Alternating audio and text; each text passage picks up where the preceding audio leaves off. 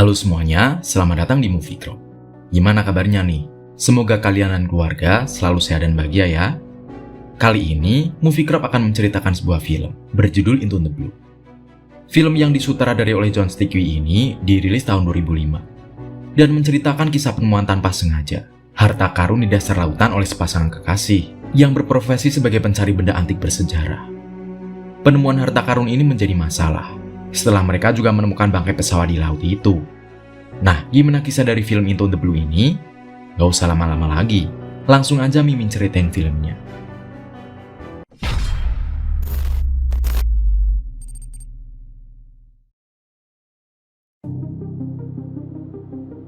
Di awal film, kita diperlihatkan dengan pemandangan dalam laut yang indah, di mana pelatihan diving sedang berlangsung. Terlihat seorang pria yang bertubuh gemuk sedang berada di posisi terbalik. Seorang instruktur datang membantu mengembalikan posisinya. Instruktur itu bernama Jared, yang diperankan oleh Paul Walker. Di sana dia bekerja dengan Bob sebagai instruktur latihan menyelam. Saat semua peserta naik, Bob marah-marah kepada Jared karena pria gemuk tadi menghilangkan sabuk memberatnya. Karena Jared emosi, dia pun mendorong Bob hingga terjatuh dari kapal. Karena kejadian itu, Jared pun langsung dipecat oleh Bob. Di tempat lain, terlihat seorang wanita yang bernama Sam yang diperankan oleh Jessica Alba sedang berada di sebuah kolam akuarium Atlantis ikan hiu. Dia bekerja sebagai pawang di sana. Jared dan Sam adalah sepasang kekasih dan memiliki hobi yang sama sebagai penyelam dan mencari harta karun.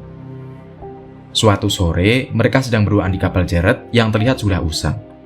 Saat mereka sedang asik memadu kasih, mereka dikagetkan oleh kehadiran kapal pencari harta karun milik temannya yang bernama Baptist.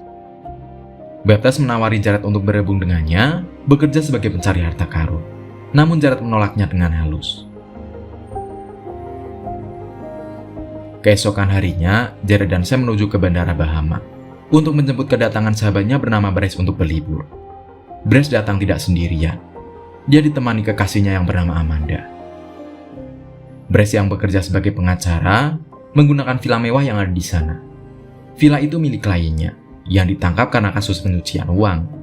Di villa itu juga tersedia kapal dan jet ski yang kapan saja bisa dia gunakan. Jared dan Bryce bersama dengan kekasih mereka, kemudian bersenang-senang dengan perahu dan jet ski di lautan. Setelah puas, mereka pun melakukan penyelaman di sebuah taman terumbu karang. Tanpa dia sadari saat itulah jam tangan Jared terlepas dan terjatuh ke dasar laut. Saat kembali ke dasar laut mencari jam tangan tersebut, Jared menemukan sebuah artefak batu pemberat yang digunakan oleh kapal-kapal zaman dulu. Dia pun segera mengajak yang lainnya untuk kembali menyelam menyusuri dasar laut. Mereka berhasil menemukan banyak artefak barang-barang berharga milik kapal yang tenggelam. Namun, ternyata bukan hanya harta karun yang mereka temukan. Tidak jauh dari lokasi penemuan, mereka juga menemukan sebuah bangkai pesawat.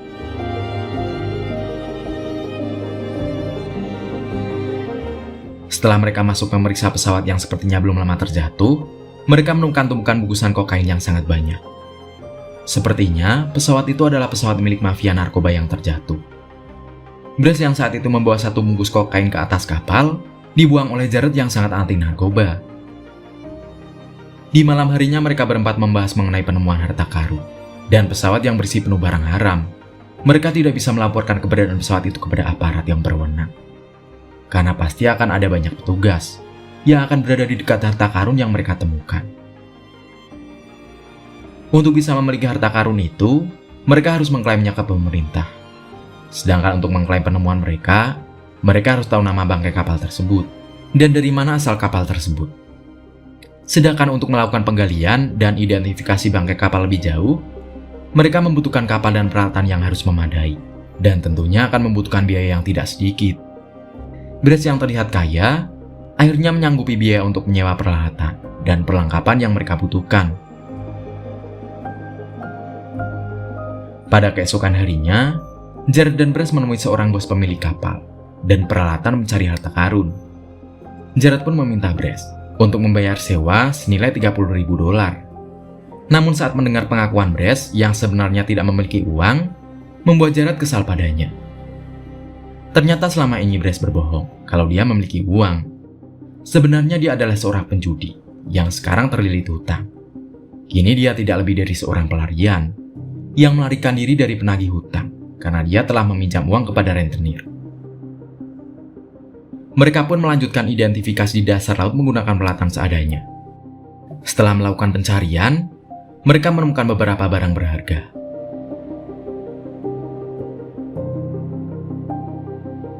Tabung udara yang mereka gunakan mulai habis, dan pada akhirnya mereka pun naik ke kapal.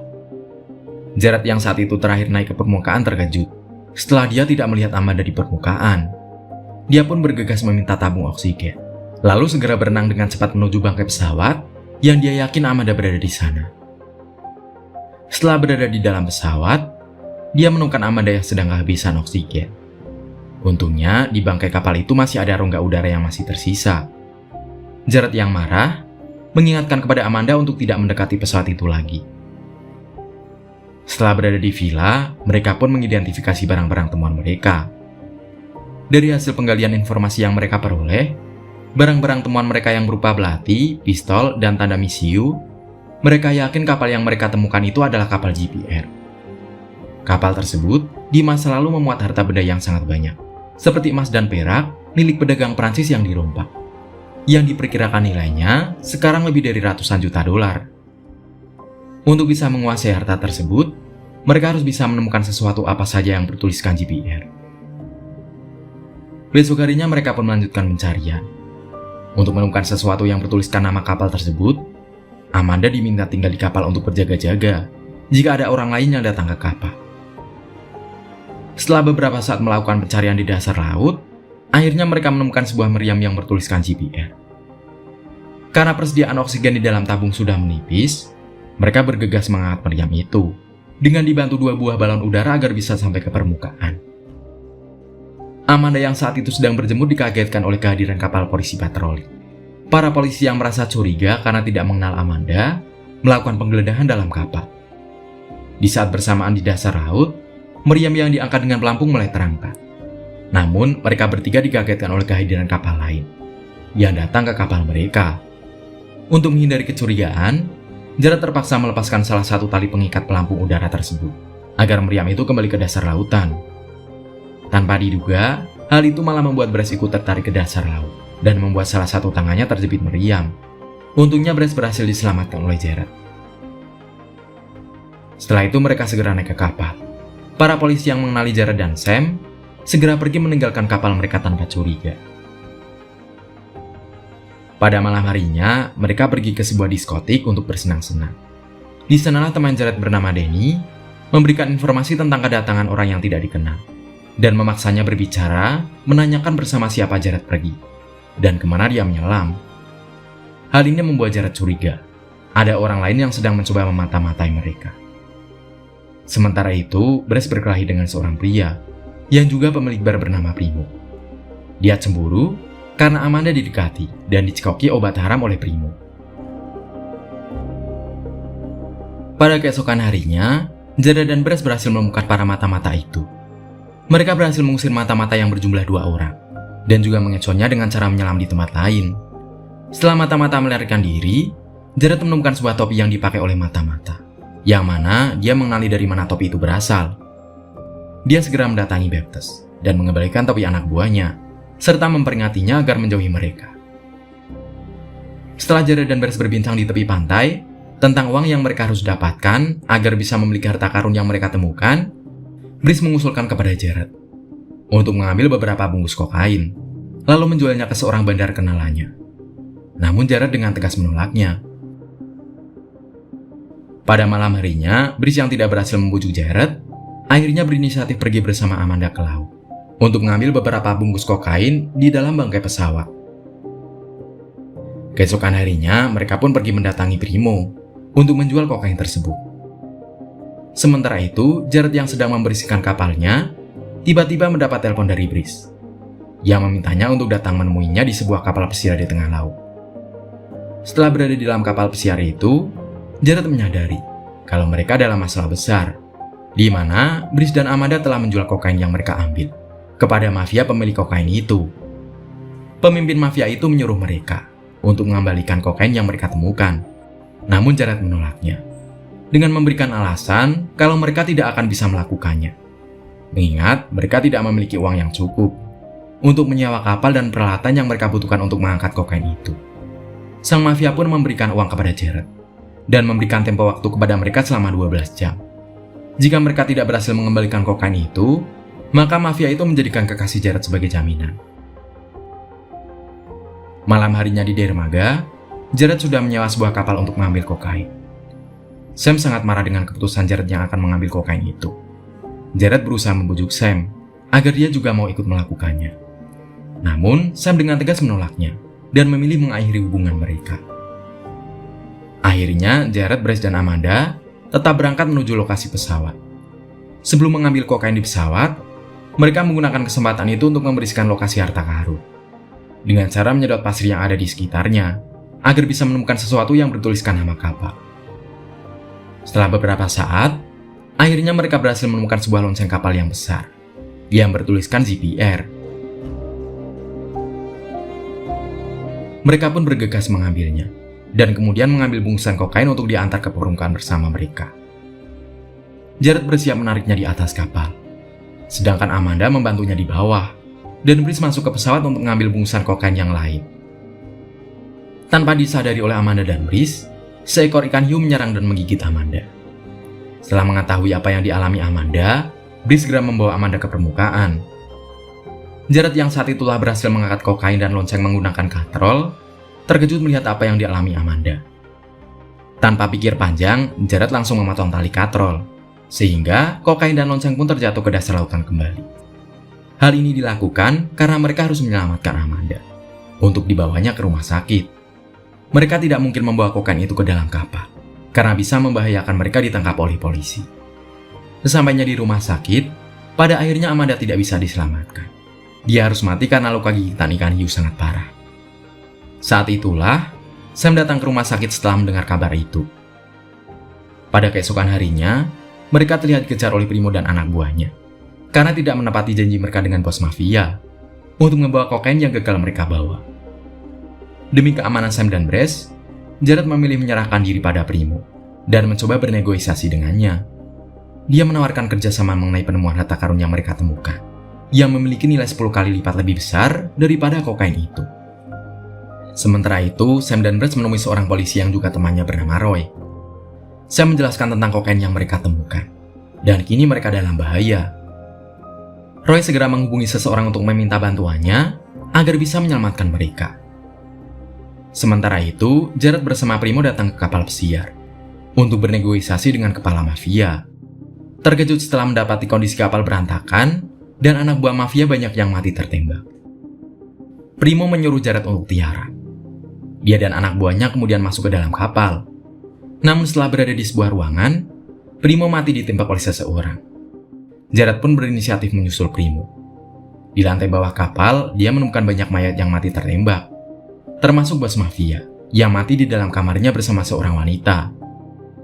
Saat itulah Jared dikejutkan dengan kehadiran Baptist. Baptist berbicara kepada Jared kalau kokain yang dia temukan adalah miliknya. Jared yang menyadari sedang dalam bahaya, segera berlari ke atas kapal dan melompat ke dalam laut. Anak buah Baptist segera melakukan pencarian, namun mereka tidak berhasil menangkap Jared.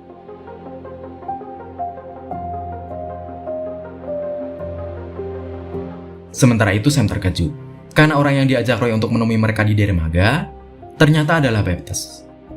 Jared kemudian mendatangi villa Bryce tinggal. Bryce baru tahu siapa sebenarnya pemilik kokain itu. Jared meminjam HP milik Bryce untuk menelpon pacarnya. Namun dia terkejut setelah mendengar suara Baptist yang saat itu mengangkatnya. Saat itu, Sam dijadikan sandera oleh Baptist untuk menunjukkan di mana titik koordinat pesawatnya yang jatuh, dan dia akan melepaskan kekasihnya.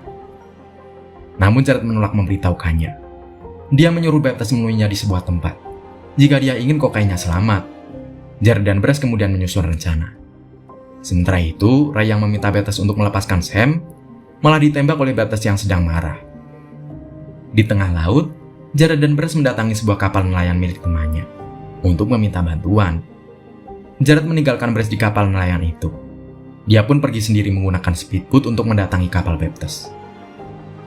Jared yang melihat Sam terikat bersama mayat Roy, memohon kepada Baptist untuk melepaskan. Dia berjanji akan menambahkan kesepakatan itu dengan harta karun yang dia temukan. Tapi Baptist tidak mempercayainya dan tetap meminta Jared untuk ikut serta dengan mereka. menyelam ke dalam pesawat mengambil kokain miliknya. Baptist terkejut ketika melihat bungkusan kokain yang bertebaran mengapung di permukaan air. Saat itulah Gerard mengejek Baptist dengan berkata siapa penemu hartanya.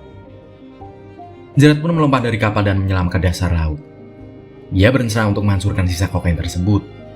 Baptist dan anak buahnya pun segera menyelam ke dasar laut, menggunakan peralatan menyelam dan senjata dalam air. Dia menyisakan 2 orang anak buahnya, yang bertugas menarik katrol. Sementara itu di dalam kapal, Sam berhasil melepaskan borgolnya. Dia kemudian memukul pipa mesin katrol, yang saat itu digunakan oleh anak buah Baptist untuk menurunkan keranjang ke dasar lautan. Mendapati mesin katrol tidak berfungsi, 1 orang pun pergi memeriksa ruang mesin. Sam berhasil menjebaknya di dalam ruangan. Sedangkan di atas kapal, anak buah Baptist yang satunya terkejut setelah didatangi oleh sebuah speedboat yang dikemudikan oleh nelayan teman Gerard. Anak buah Baptist berusaha mengusirnya. Namun ternyata, nelayan itu menembakkan senapan panah ke kakinya dan segera menyalakan mesin boot, hingga anak buah Baptist dibawa berkeliling di lautan oleh nelayan itu. Sementara itu Baptist dan kedua anak buahnya berhasil menemukan pesawat yang hilang. Salah satu anak buahnya disuruh masuk untuk mencari Gerard, sedangkan dia menyusuri bagian atas badan pesawat.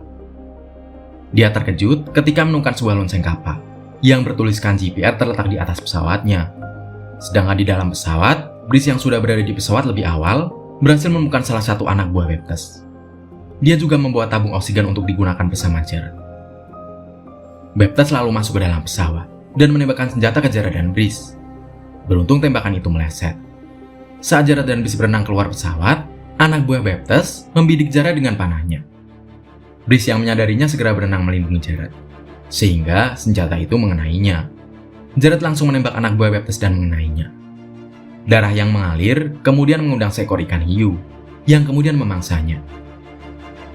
Gerard pun segera menyuruh Brice yang terkena anak panah untuk naik ke kapal. Sedangkan di atas kapal, Sam sedang berkelahi dengan anak buah Baptist yang berhasil keluar. Hingga pada akhirnya, Sam berhasil membunuh anak buah Baptist.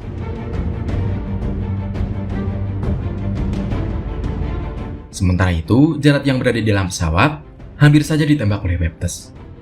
Untung dia berhasil melepaskan penutup tabung oksigen dan meluncurkannya dengan cepat mengenai tangki bahan bakar pesawat. Seketika menimbulkan ledakan pada pesawat, dan Baptist ikut mati di sana. Gerard selamat karena dia berhasil keluar dari pesawat sesaat sebelum ledakan itu terjadi. 6 minggu kemudian, terlihat Gerard, Brice, dan Sam bersama nelayan temannya sedang berada di kapal pencari ikan. Mereka menarik meriam harta karun menggunakan katrol. Saat meriam itu berhasil terangkat ke permukaan, tiba-tiba tali katrol yang menariknya terputus. Seketika meriam itu pun terjatuh ke dasar laut dan menimpa sebuah peti yang ada di dalam kapal. Secara mengejutkan, terlihat batangan emas yang berjumlah sangat banyak ada di sana. Brice pun segera berenang ke dasar laut dan berhasil menemukan emas batangan itu. Kemudian, film pun berakhir.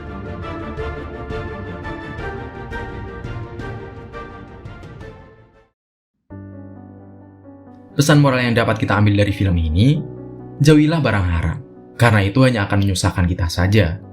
Nah, menurut kamu, pesan moral apa yang dapat kamu ambil dari film ini? Dan seperti biasa nih, dari 1 sampai 10, berapa nilai yang mau kamu kasih buat film ini? Tulis pendapatmu di kolom komentar ya. Sekian cerita kali ini, semoga kalian suka dan terhibur. Makasih udah nonton bareng sama Mimin. Min pamit, dadah!